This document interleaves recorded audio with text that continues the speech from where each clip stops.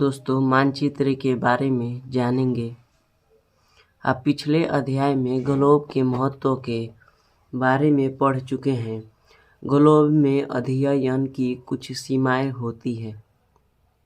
जब हम पूरी पृथ्वी का अध्ययन करना चाहते हैं तब ग्लोब हमारे लिए काफ़ी उपयोगी साबित होता है।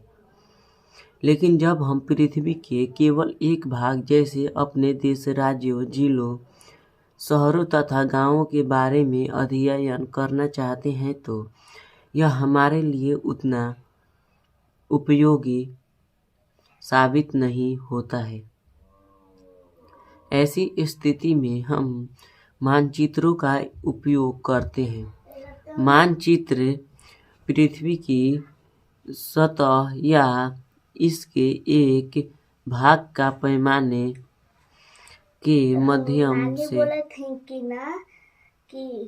चपटी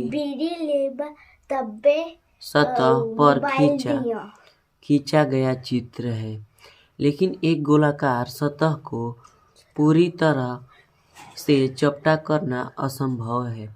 मानचित्र हमारी विभिन्न जरूरतों के लिए आवश्यक है। कुछ मानचित्र एक छोटे क्षेत्र को एवं कुछ तथ्यों को दर्शाता है। दूसरे मानचित्र में एक बड़ी किताब की तरह तथ्य हो सकते हैं। जब बहुत से मानचित्रों को एक साथ रख दिया जाता है तब एक एटलस बन जाता है। एटलस विभिन्न प्रकारों तथा अलग अलग पैमानों से खींची गई मापों पर आधारित होता है। मानचित्रों से एक ग्लोब की अपेक्षा हमें ज़्यादा जानकारी प्राप्त होती है। मानचित्र विभिन्न प्रकार के होते हैं, जिनमें से कुछ को नीचे वर्णित किया गया है।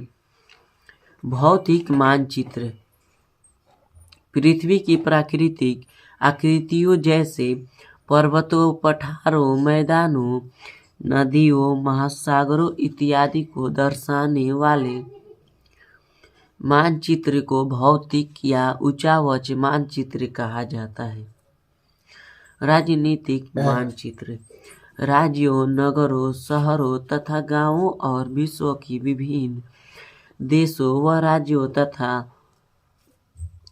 उनकी सीमाओं को दर्शाने वाले मानचित्र को राजनीतिक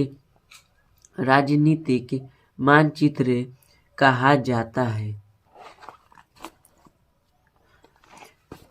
थीमेटिक मानचित्र कुछ मानचित्र विशेष जानकारियां प्रदान करते हैं, जैसे सड़क मानचित्र, वर्षा मानचित्र, वन तथा उद्योगों आदि के वितरण दर्शाने वाले मानचित्र इत्यादि। इस प्रकार के मानचित्र के थीमेटिक मानचित्र कहा जाता है।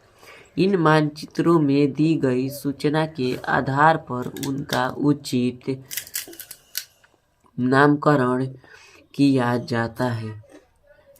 मानचित्र के 3 घटक हैं: दूरी, दिशा और प्रतीक। दूरी मानचित्र एक आरेखण होता है जो कि पूरे विश्व या उसके एक भाग को छोटा कर कागज के एक पन्ने पर दर्शाता है। या यह कह सकते हैं कि मानचित्र छोटे पैमाने पर खींचे जाते हैं, लेकिन इसे इतनी सावधानी से छोटा किया जाता है ताकि स्थानों के बीच की दूरी वास्तविक रहे। यह तभी संभव हो सकता है जब कागज पर एक छोटी दूरी स्थल की बड़ी दूरी को व्यक्त करती हो। इसलिए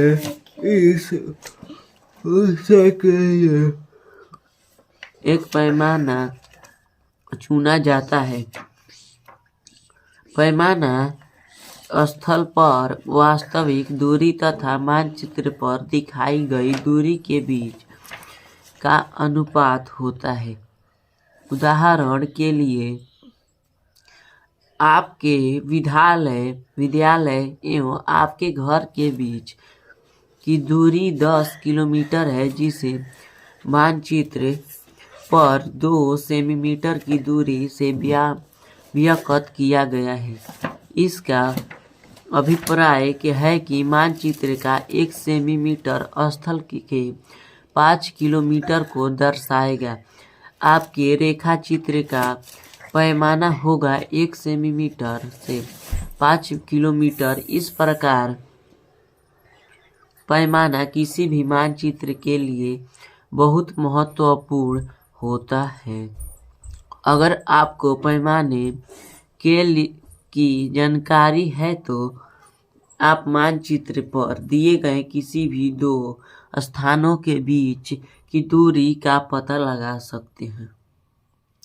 जब बड़े क्षेत्रफल वाले भागों जैसे महाद्वीपों या देशों को कागज पर दिखाना होता है, तब हम लोग छोटे पैमाने का उपयोग करते हैं। उदाहरण के लिए, मानचित्र पर 5 सेंटीमीटर स्थल के 500 किलोमीटर को दर्शाता है। इसको छोटे पैमाने वाले मानचित्र कहते हैं। जब एक छोटे क्षेत्रफल वाले भाग जैसे आपके गांव या शहर को कागज पर दिखाना होता है, तब हम बड़े पैमाने का उपयोग करते हैं। जैसे स्थल पर 500 मीटर की दूरी को मानचित्र पर 5 सेंटीमीटर से दर्शाया जाता है, इस प्रकार के मानचित्र को बड़े पैमाने वाला मानचित्र कहते हैं। बड़े पैमाने वाले मानचित्र छोटे पैमाने वाले मानचित्र की अपेक्षा अधिक जानकारी प्रदान करते हैं। अधिकतर मानचित्र में ऊपर दाहिनी तरफ तीर का निशान बना होता है, जिसके ऊपर अक्षरों लिखा होता है। यह तीर का निशान उत्तर दिशा को दर्शाता है। इसे उत्तर रेखा कहा जाता है। जब आप उत्तर के बारे में जानते हैं, तब आप दूसरी दिशाओं जैसे पूर्व, पश्चिम तथा दक्षिण के बारे में पता लगा सकते हैं। चित्र 4.2 में 4 मुख्य दिशाओं उत्तर, दक्षिण एवं पूर्व एवं पश्चिम को दिखाया गया है। वे प्रधान दिगिन बिंदु कहे जाते हैं। बीच की 4 दिशाएं हैं उत्तर पूर्व, दक्षिण पूर्व, दक्षिण पश्चिम तथा उत्तर पश्चिम। इन बीच वाली दिशाओं की मदद से किसी भी स्थान की सही स्थिति का पता लगाया जा सकता है।